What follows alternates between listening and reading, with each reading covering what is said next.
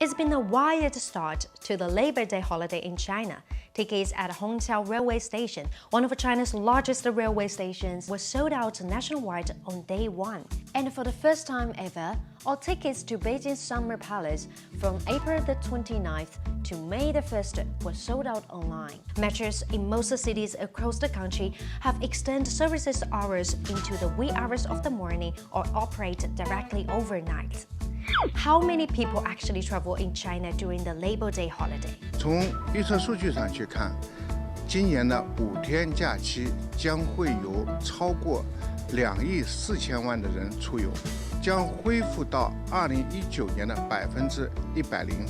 Earlier data projected about 120 million domestic trips made by Chinese railway passengers from April the 27th to May the 4th around the Labor Day holiday.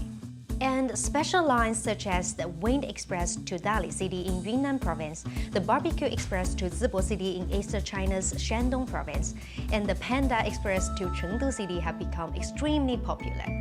The Civil Aviation Administration of China expects about 9 million passengers to travel during the Labor Day holiday, and orders on several online travel platforms have surged, surpassing the level of the same period in 2019. It's safe to say the market has returned to pre-COVID levels. So, where did you go this holiday? Leave your comments below and share your travel experience with us.